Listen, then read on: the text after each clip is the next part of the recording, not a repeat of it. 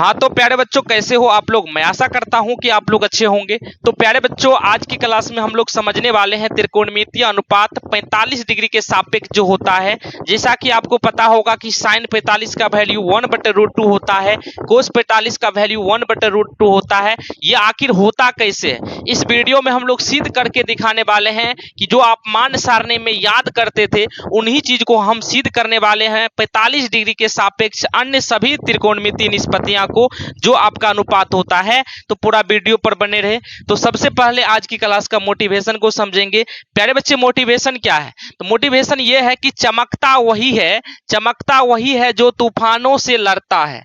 प्यारे बच्चों, सफल वही है जो हार मानकर भी खड़ा रहता है। कहने का मतलब, हार मानने का मतलब ये नहीं होता है कि आप असफलता पा ली, है ना कहीं हार में भी जीत होता है। तो आपको कभी नहीं सोचना है कि हम हार गए हैं तो आगे हम जीत नहीं कर पाएंगे। तो हार में भी जीत होता है। तो चलो टॉपिक पे हम चलते हैं। तो टॉपिक क्या है प्यारे बच्चों? यहाँ पे लिखा है थीटा बराबर 45 डिग्री के लिए त्रिकोणमितीय अनुपात, है ना। थीटा बराबर 45 के लिए त्रिकोणमितीय अनुपात क्या होगा, यानी टी रेशियो क्या होगा, इनको समझने वाले हैं। तो सबसे पहले यहाँ पे हम देखा जाए 45 डिग्री के लिए, तो आपको क्या करना है, एक समद्विबाहु समकोण त्रिभुज लेना है। क्या लेना है प्यारे बच्चों? एक समद्विबाहु समकोण त्रिभुज लेना है। चलो हम यहाँ फिगर ले लिए और यहाँ पे देखा जाए तो यहाँ पे हम ए बी सी एक समद्विबाहु समकोण त्रिभुज लिए, क्योंकि आपको पता होगा 45 डिग्री के लिए हमें चलना है। तो प्यारे बच्चों, अगर मान के चलिए समद्विबाहु त्रिभुज है, एक कोण समकोण है, तो ये 90 डिग्री का होगा। बाकी दो भुजा, आप यहाँ पे देखो, ये भुजा और ये भुजा आपस में बराबर है, तो संगत भुजा के जो संगत कोण होता है वो भी बराबर होता है। तो ये भी कोण 45 डिग्री हो जाएगा और ये भी क्या हो जाएगा सर, 45 डिग्री हो जाएगा, क्योंकि समद्विबाहु समकोण त्रिभुज है। तो यहाँ पे हम करेंगे क्या, तो यहाँ पे लिखेंगे माना की। क्या लिखेंगे सर? माना की यहाँ पे लिखेंगे माना की समद्विबाहु। प्यारे बच्चों, लिखना है समद्विबाहु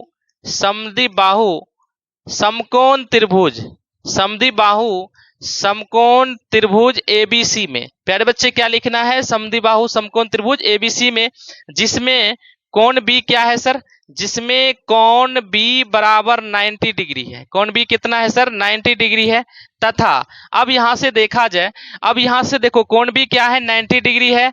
तथा कोण ए बराबर कोण सी जो है आपका 45 डिग्री है। क्योंकि आपको पता होगा कि जब दो भुजा आपस में बराबर है तो अब इस संगत भुजा का जो संगत कोण होता है वो क्या होता है? आपस में बराबर होता है। और त्रिभुज के तीनों कोणों का योग कितना होता है सर? 180। तो यहाँ पे देखा जाए ये 90 है और इनको जोड़ने से 90 कितना हो जाएगा? 180 हो जाएगा। तो यहाँ पे देखो प्यारे बच्चे, क्या होगा कि दो भुजा आपस में बराबर है, यानी ए बी बराबर क्या होगा सर? BC होगा। और ये भुजा को हम x मान लेते हैं। क्या मान लेते हैं? x मान लेते हैं। यहाँ पे लिखेंगे माना x। तो अब देखा जाए, ये भी भुजा आपका x है और ये भी भुजा x है। तो समकोण त्रिभुज में दो भुजा आपको मालूम है, तीसरा भुजा सर आपको निकालना है। तो पाइथागोरस प्रमेय से आप तीसरा भुजा निकाल सकते हैं। तो यहाँ पे लिखना है सर नो मतलब अब। क्या लिखना है सर? नो मतलब अब।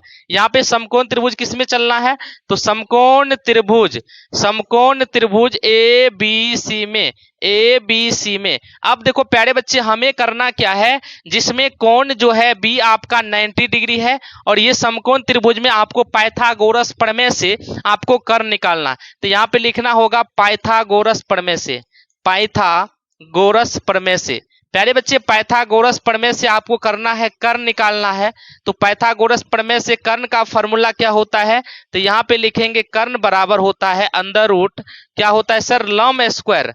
क्या होता है? लंब स्क्वायर जोड़ आधार स्क्वायर, है ना। पाइथागोरस प्रमेय का फॉर्मूला होता है। अब देखा जाए, अगर ये समकोण है तो समकोण के सामने वाली भुजा कर्ण होगा, है ना। अगर मान लो इसको थीटा मान तो इनके सामने वाले भुजा लंब होगा। अगर इसको थीटा मानते इनके सामने वाले भुजा लंब होगा, क्योंकि दोनों भुजा की लंबाई जो है x ही है। तो आप किसी को थीटा मान के आप बना सकते हो। तो यहाँ पे देखो, कर्ण आपका कौन सा भुजा है? तो AC है ना। लंब की बात करेंगे तो लंब आपका क्या होगा? AB है।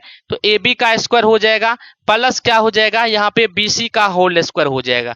ठीक है, यहां तक किसी बच्चे को डाउट है क्या? अब देखो ये BC का भी मान आपका x है और AB का भी वैल्यू आपका x है, क्योंकि हम आपको बता दिए थे कि ये भुजा को माने हैं तो दोनों आपस में बराबर है, तो दोनों का क्या होगा? x होगा। तो यहां से देखो प्यारे बच्चे AC बराबर क्या हो जाएगा? ये आपका AB का वैल्यू x था तो ये x स्क्वायर हो जाएगा, अब प्लस यहाँ पे BC का वैल्यू x था तो x स्क्वायर हो जाएगा, तो AC बराबर हो जाएगा। अब देखो x कितना बार है? 2 बार है, तो 2x स्क्वायर हो जाएगा। और यहां से AC निकालेंगे तो AC देखो क्या हो जाएगा? अंडर रूट 2, x की संख्या 2 है तो यहाँ पे एगो बाहर आ जाएगा, तो यहां से देखा जाए तो AC भी आपका निकल गया, यानी कर्ण कितना निकल गया सर? तो कर्ण यहाँ पे निकल गया अंडर रूट 2x हो जाएगा, अंडर रूट क्या हो जाएगा? 2x हो जाएगा। चलिए यहां तक किसी बच्चे को डाउट है? अब देखो तीनों भुजा आपको मालूम है, आपको निकालना क्या है? थीटा बराबर 45 के लिए अन्य सभी त्रिकोणमितीय अनुपात निकालना है, यानी टी रेशियो निकालना है। तो प्यारे बच्चों अब देखना है टी रेशियो के लिए, तो यहाँ पे आप कह सकते हैं, यहाँ पे लिखना है थीटा बराबर 45 डिग्री के लिए, थीटा बराबर 45 डिग्री के लिए। अब देखो सबसे पहले आपको क्या करना है? समकोण त्रिभुज में आपको पता होगा कि जैसे त्रिकोणमिति में आपने पढ़ा होगा sine theta, cos theta, tan theta, cot theta, है ना, कोसेक थीटा, सेक थीटा पढ़ा होगा, है ना। तो त्रिकोणमितीय अनुपात कुल कितने होते हैं? 6 होते हैं, तो टी रेशियो की संख्या 6 होते हैं। तो सबसे पहले हम साइन थीटा, यानी साइन जो है थीटा की जगह 45 लिखेंगे और साइन 45 यहाँ पे लिखना है, और साइन थीटा का जो रेशियो होता है, अनुपात होता है सर, वो होता है लंब बटे कर्ण। क्या होता है? लंब बटे कर्ण, यानी P बटे सर H होता है। अब देखा जाए आपका यहाँ पे देखो समकोण त्रिभुज में, यहां से हम क्या कर लेते हैं? एक फिगर ले लेते हैं। क्या कर लेते हैं सर? फिगर। तो देखो ये आपका फिगर है ना, इसमें आपको क्या है? ये आपका मान के चलिए ए आपका A है, B है और ये आपका C है। यहां से देखो 45 डिग्री के सापेक्ष चलना है, ये समकोण है, तो ये भुजा x था और ये भुजा x था, ये आपका अंडर रूट क्या था? 2 इंटू एक्स था, यही था ना। अब देखो साइन 45 यानी साइन थीटा बराबर होता है लंब बटे कर्ण, तो अब 45 के सापेक्ष लंब आपका AB भुजा हो जाएगा, तो AB बटे क्या हो जाएगा? AC हो जाएगा। तो AB का वैल्यू कितना है? x, और यहाँ पे अंडर रूट 2 इंटू एक्स है, x कटेगा तो बताइए क्या निकला? 1 बटे अंडर रूट क्या होगा सर? 2। अब देखा जाए तो साइन 45 का वैल्यू कितना निकला? जो चीज आप मान सारणी में देखते थे उन्हीं को हम सिद्ध कर दिए, और प्यारे बच्चे यही हुआ सिद्ध कि साइन 45 का वैल्यू होता है 1 बटे रूट 2। यहां तक आपको समझ में आ गया। इसी प्रकार से अब यहाँ पे निकालना क्या है? इसी प्रकार से आपको निकालना क्या है सर? कोस 45। क्या निकालना है? कोस 45। अब देखो कोस 45 लिखना है, और कोस थीटा बराबर होता है सर आधार बटे कर्ण। क्या होता है सर? आधार बटे कर्ण। तो अब देखा जाए तो BC आपका आधार हो जाएगा, AC क्या हो जाएगा? कर्ण हो जाएगा, तो BC बराबर बटे क्या हो जाएगा? AC हो जाएगा। तो BC का वैल्यू कितना है? तो यहां से देखो BC का वैल्यू है x और AC का वैल्यू कितना है? तो AC का वैल्यू है under root 2 into x, x कटेगा और यहाँ पे बचेगा 1 बटे अंडर रूट क्या हो जाएगा? 2। तो यहां से देखा जाए कि कोस 45 का वैल्यू कितना हुआ सर? कोस 45 का जो वैल्यू आप याद करते थे वो आपका सिद्ध होके हुआ अंदर 1 बटे अंडर रूट 2 हो गया। ठीक है प्यारे बच्चे, इसी प्रकार से आपको सभी को निकालना है। तो यहाँ पे लिखेंगे सर tan 45। क्या लिखना है? tan 45, और tan थीटा बराबर होता है लंब बटे आधार होता है सर। लंब बटे क्या होगा? आधार। तो लंब आपका क्या होगा? AB भुजा, आधार होगा BC भुजा, तो यानी AB बटे क्या होगा? BC होगा। तो AB का भी मान आपका x है, BC का भी मान x है, x कटेगा तो क्या होगा? 1 होगा। तो प्यारे बच्चे यहां से देखा जाए तो tan 45 का वैल्यू कितना निकल गया? तो आपका निकल गया 1। अब देखा जाए, अब अगर मान लीजिए आप डायरेक्ट यहाँ पे 3 को तो वैल्यू निकाल लिए, अब आपका आखिर 3 को बचा है वो भी हम निकाल देते हैं। प्यारे बच्चों अब देखो 3 को निकालना कैसे है? तो यहाँ पे लिखना है, कि सर कोसेक 45। क्या लिखना है?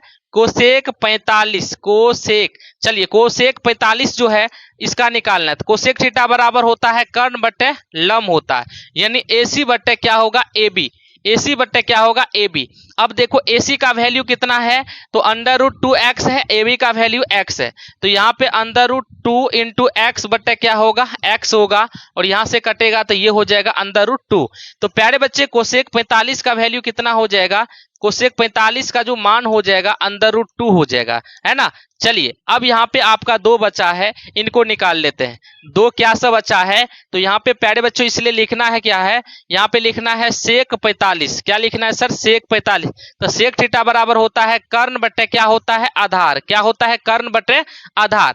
तो यहाँ पे देखो कर्ण आपका AC भुजा है, आधार आपका BC भुजा है, तो कर्ण का वैल्यू है √2 इंटू एक्स, और यहाँ पे ये x है, तो यहाँ पे x कटेगा, तो ये अंडर क्या हो जाएगा 2, यानी सेक 45 का वैल्यू हो जाएगा सर, सेक 45 का वैल्यू हो जाएगा √2। चलिए कोसेक 45 और सेक 45 का वैल्यू सेम ही आएगा। अब देखो यहाँ से अगला क्या होगा सर, अगला होगा कोट, यानी कोट 45 का वैल्यू निकालना। तो कोट थीटा बराबर होता है आधार बटे लंब, यानी आपका आधार है BC और लंब है आपका AB। आधार है BC, लंब है आपका AB। तो अब देखो लंब और आधार आपको मालूम है, तो यानी x बटे x क्या होगा, कट के 1 हो जाएगा। तो यहाँ पे लिखेंगे सर कोट 45, क्या होगा, कोट 45 का वैल्यू 1 होता है। तो प्यारे बच्चे आपको ये चीज समझ में आ गया होगा कि त्रिकोणमितीय अनुपात में जैसा कि साइन 45 का वैल्यू, कोस 45 का वैल्यू, टेन 45 का वैल्यू, है ना। अगर आप ये चीज को याद रखते थे मान सारणी से, लेकिन इस वीडियो के माध्यम से आप सिद्ध करने के लिए भी सीख गए होंगे, क्योंकि कई बार एग्जाम में पूछा है कि थीटा बराबर 45 डिग्री या थीटा बराबर 30 डिग्री के लिए अन्य सभी त्रिकोणमितीय अनुपात को सिद्ध करना है या निकालना है ना। तो प्यारे बच्चे अगर ये वीडियो आपको समझ में आ गया तो वीडियो को लाइक कर देना, ज्यादा से ज्यादा बच्चे के साथ शेयर कर देना। अगर चैनल पे पहली बार आए हैं तो चैनल को सब्सक्राइब करके बेल आइकन का घंटी दबा देना। अगर ये वीडियो को फेसबुक पेज पे देख रहे हैं तो फेसबुक पेज को जरूर फॉलो कर देना। धन्यवाद।